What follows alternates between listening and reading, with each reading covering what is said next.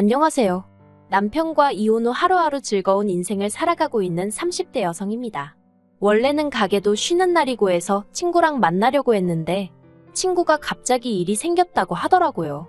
그래서 뜻하지 않게 혼자만의 시간을 보내게 되었는데 문득 전 남편 생각이 나네요. 이미 다 지난 일이지만 지금 생각해도 참 어이가 없어요. 남편하고는 뭐라고 해야 할까요?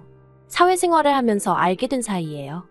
당시 저는 26살로 약국에서 사무보조로 일을 하면서 취업 준비를 하고 있었고 남편은 제약회사 영업사원이었죠. 좋든 싫든 일주일에 2번은 꼭 보게 됐는데 언젠가부터 남편이 커피도 사오고 간식이라며 빵도 사오고 저는 그래서 저 때문이 아니라 말 그대로 영업하느라 그러는 줄 알았어요. 그런데 나중에서야 하는 말이 저한테 어떻게 다가가야 할지 몰라서 그랬다나요. 아무튼 그렇게 한 8개월쯤 시간이 흐르고 저는 취업에 성공했어요. 그러니 당연히 약국은 관뒀죠. 그런데 제가 관두고 나서야 남편이 마음이 급해졌는지 약사 선생님한테 물어봐서 저한테 연락을 따로 해왔더군요. 그리고 그때는 나름대로 그게 로맨틱하게 느껴지는 거예요. 저도 참 어리고 순진했죠. 이후로 저희는 1년 정도 길다면 길고 짧다면 짧은 연애를 마치고 결혼까지 하게 되었습니다. 그때 제 나이가 28이었으니 솔직히 결혼이 급하진 않았는데 당시 저희 친정 상황이 그다지 좋지가 않았어요. 그리고 제가 사회생활을 늦게 시작했다 보니 모아둔 돈도 많지가 않았죠. 그런데 남편에게 프로포즈를 받았을 때 이 사실들을 얘기하니까 괜찮다고 하는 거예요. 상관없다면서 돈이야 앞으로 살면서 모아가면 되는 거 아니겠냐고요. 아, 이 사람이라면 평생 믿고 의지하며 살 수 있겠구나 싶대요. 그래서 남편이 1억 4천짜리 빌라를 해오고 제가 3천만 원으로 혼수를 채워넣고 그렇게 결혼 생활을 시작했습니다. 그런데 저희 결혼 생활에 생각지도 못한 복병이 있었으니 그건 바로 시어머니도 아니고 신우였어요. 사실 어머님은 결혼 전부터 저한테 크게 뭘 요구하시지도 않고 바라시는 게 없으셨거든요. 오히려 당신 아들이 성격이 까탈스럽고 그런데 저 같은 참한 아가씨를 데려와서 좋다고 하셨죠. 하지만 신우는 자기 남동생이 나름대로 4년제 대학 나와서 직장도 좋은데 다니고 있는데 딱 하나 단점이 여자 보는 눈이 없다고 하지를 않나. 그래놓고는 결국 저희 둘이 결혼하겠다니까 자기 동생이 뭐가 아쉬워서 집까지 해가면서 결혼을 해야 하냐고 자기는 이 결혼을 반대하네 어쩌네 한마디로 꼴 같자는 소리를 해대더라고요. 막말로 누가 자기한테 허락해달라고 한 것도 아니었는데 말이죠. 게다가 심지어 한 번은 자기가 자기 주변 사람들한테 저희 회사에 대해서 물어봤는데 아는 사람이 하나도 없더라며 저더러 재직증명서를 떼오라는 요구를 하더라니까요. 정작 자기는 7급 공무원이 될 거라며 10년째 집에서 놀고 먹는 백수였던 주제의 말이에요. 아무튼 그런 신우의 헛소리에도 불구하고 결국 남편과 저는 결혼을 했어요. 아닌 게 아니라 사실 신우가 너무 거슬려서 남편한테 결혼 못하겠다는 소리도 하긴 했었는데 그때마다 남편이 맞벌이를 하시던 시부모님 대신 신우가 자기를 많이 챙겨줬었다며 아마 그래서 그러는 것 같다고 저더러 넓은 마음으로 이해해달라고 했거든요. 그리고 만약에라도 저랑 신우 사이에 문제가 생기면 남편이 말하길 무조건 제 편에 설 거라는 거예요.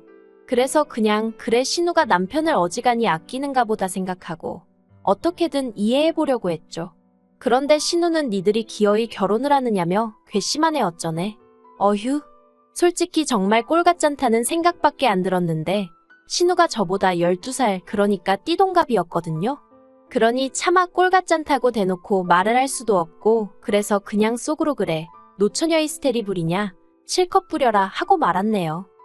한편 그렇게 결혼하고 몇 달 후 어머님 생신날이었어요.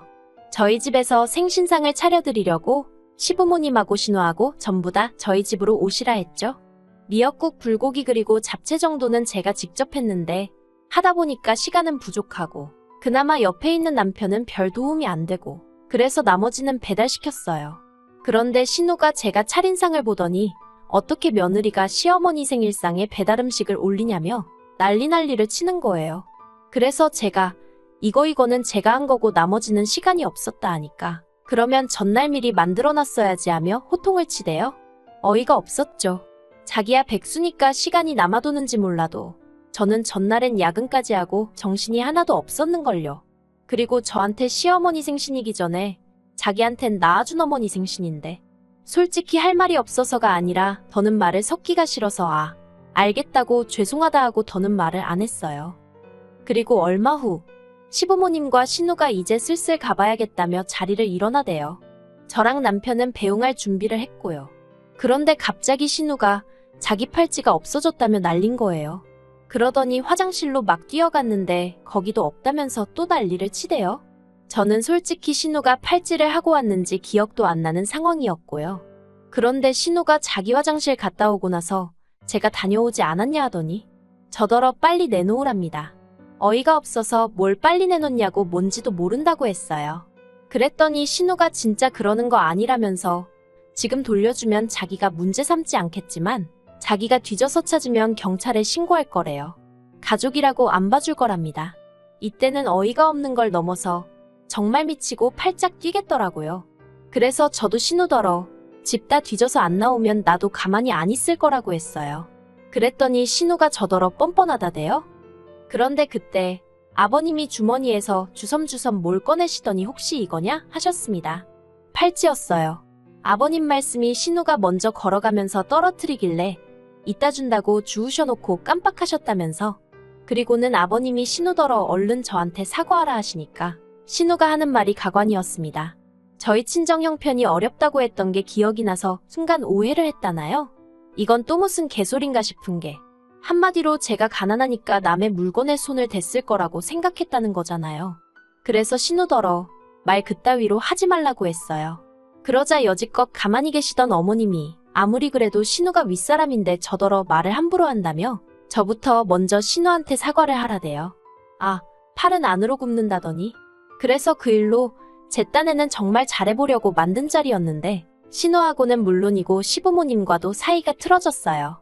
제 나름대로 시부모님은 그래도 경우도 있으시고 좋은 분들이라고 생각했기 때문에 실망이 더 컸죠. 그리고 이후로 시댁과는 대면대면한 사이를 유지하면서 지냈습니다. 명절이나 시부모님 생신 정도에만 찾아뵙고 신우 생일 같은 날은 남편 혼자만 보내고 그랬어요. 그러나 중에 딸아이를 낳으면서 일하랴 키우랴 생활이 바빠지기도 했고요. 또 달라진 게 있었다면 제가 다니던 회사를 관두고 친정아버지 식당 일을 돕게 되었네요. 앞서 제가 결혼 당시에 친정 형편이 좋지 않았다고 얘기했는데 그게 무슨 말이냐면 사실 아버지께서 작은 식당을 하셨는데 장사가 너무너무 안 됐어요. 친정아버지 딴에는 어떻게든 살려보신다고 사시는 아파트를 담보로 대출까지 받은 상황이라 정말 말도 아니었네요. 그런데 사람 일이라는 게 정말 한치 앞을 모른다더니 제가 결혼하고 1년쯤 지났을 땐가 친정아버지 식당이 방송국의 도움을 받아 메뉴부터 시작해 가게 인테리어까지 싹 바꾸게 되었거든요. 그리고 이후로 정말 놀랍게도 전국 각지에서 손님이 몰려오기 시작하는 거예요. 심지어 어떤 대기업에선 협업 제안도 해왔고요. 아무튼 그러면서 친정아버지가 저에게 도움을 요청하셨고 저도 250주는 회사보단 친정아버지랑 일하는 게 몸도 마음도 편하겠다 싶어서 같이 하게 되었습니다. 그리고 이후로 친정아버지가 매달 400에서 450씩 챙겨주셨고 그러니 당연히 돈도 전보다 많이 모이겠거니 싶었습니다. 그런데 남편에게 한 번씩 물어보면 생각보다 돈이 모여있질 않는 거예요. 이상했죠.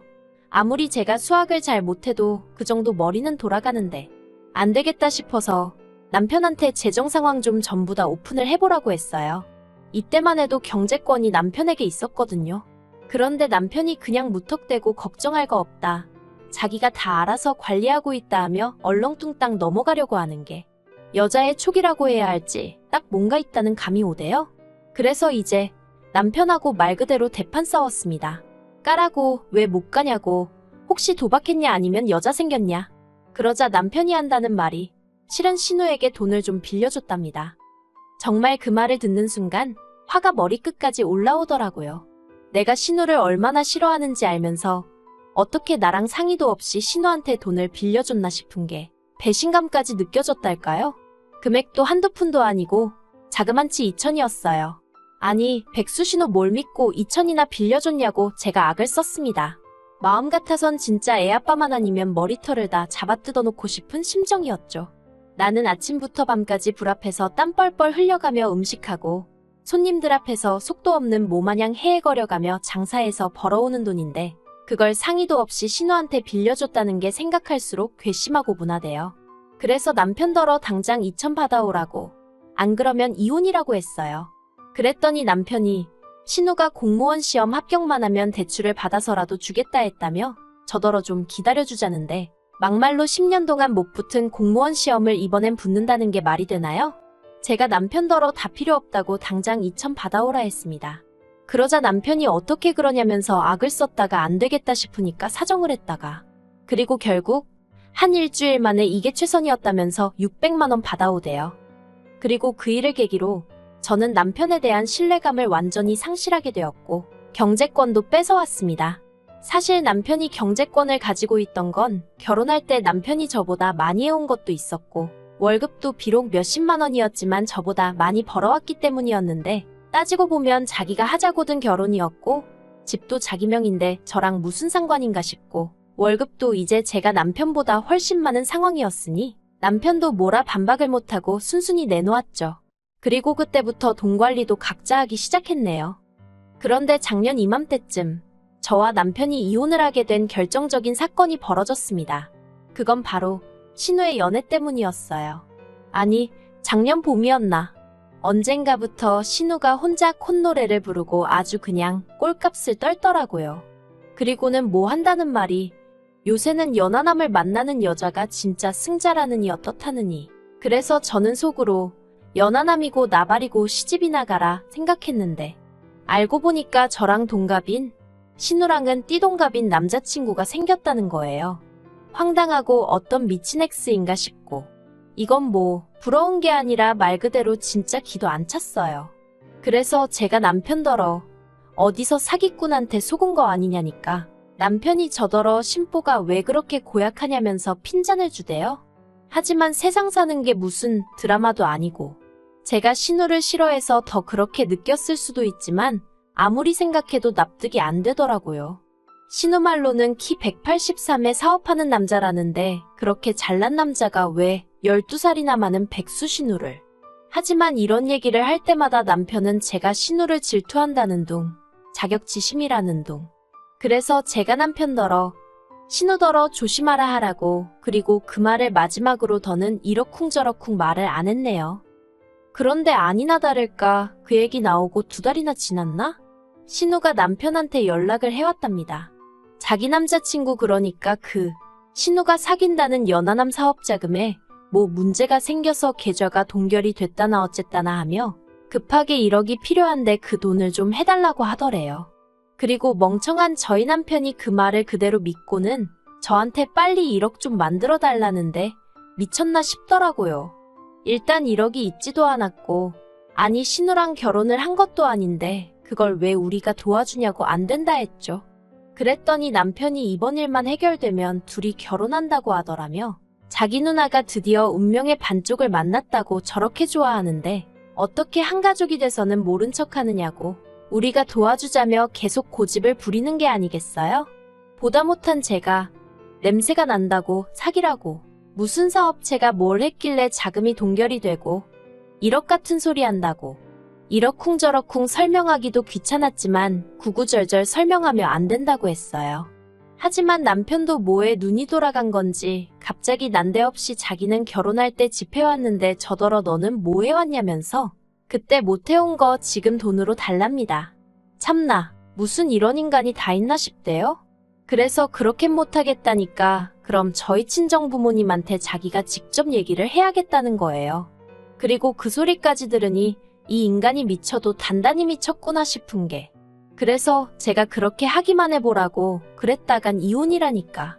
저더러 툭하면 이혼 타령하는 거 지겹지도 않냐면서 빈정거리는 거예요. 이혼하면 여자만 손해라면서요.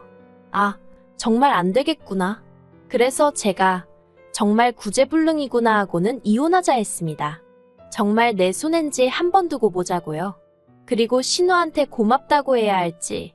신우는 자기 때문에 동생네 부부가 이혼 소리까지 나온 걸 알면서도 그저 빨리 돈 해달라는 소리만 해대고 그러니 남편도 마음이 급해졌는지 집 한다고 내놓고 이혼 조정 신청하고 작정하고 달려드니까 딱 3달 걸리대요. 그나마 그 빌라도 집이라고 쬐금 올라서 1억 6천엔가 팔았는데 제가 5천 갖고 나머지는 남편이 가져갔어요. 아이 양육비로 한 달에 50만 원씩 준다고 했는데 솔직히 그 돈 안 받고 애 안 보여주고 싶은 마음이었죠. 하지만 법이 그렇게는 안 된다니 어쩔 수 없이 한 달에 한 번씩 만나게 되었는데 이혼하고 처음 두세 번 만날 때는 허파에 바람이라도 든 사람 마냥 싱글이 되니까 여자가 꼬이네. 집 애영될 그 연하남이 조만간 사업이 정상화되면 한 자리 주기로 했네. 별 헛소리를 짓거리고 난리더군요. 그러면서 저더러 후회하지 이러면서 빈정거리고. 그런데 올해 초부터 볼 때마다 살이 쭉쭉 빠져있질 않나. 얼굴은 죽상을 하고 있고. 그러더니 급기야 두어 달 전에는 제 앞에서 무릎 꿇고 울대요. 자기 좀 살려달라나 어쩐다나. 그래서 제가 왜 그러냐니까 한다는 말이 그 연하남이 연락이 안 된다면서 사업장이라는 데도 찾아가 봤는데 그런 사람은 없다고 하고 미치겠다면서 심지어 투자를 하면 지분이 어떻고 해서 그 말에 혹해 회사까지 때려치고 퇴직금 고스란히 거기다 안겨줬답니다. 그래서 제가 신우는 뭘 하냐니까 신우도 알아놓았다면서 지금 자기네 집 줄초상 치르게 생겼다고. 자기가 지금 기댈 사람이 저밖에 없다면서. 진짜 제정신인가 싶은 거예요. 그래서 됐다고. 내가 똥통에 같이 빠져 죽을 일 있냐 했습니다. 사람이 말할 때는 귓등으로도 안 듣더니 이제 와서 왜 이러냐고. 싫다고 했죠. 어우, 어찌나 징글징글한지. 마음 같아선 친정아버지 가게만 아니면 어디로 딸 데리고 꽁꽁 숨어버리고 싶은 심정이네요. 누가 저더러 그래도 애아빠인데 한 번쯤 기회를 다시 주는 건 어떻냐고 묻던데. 애아빠가 뭐 대수인가요? 그런 생각 없고 무책임한 아빠는 차라리 없는 게 낫다고 봅니다.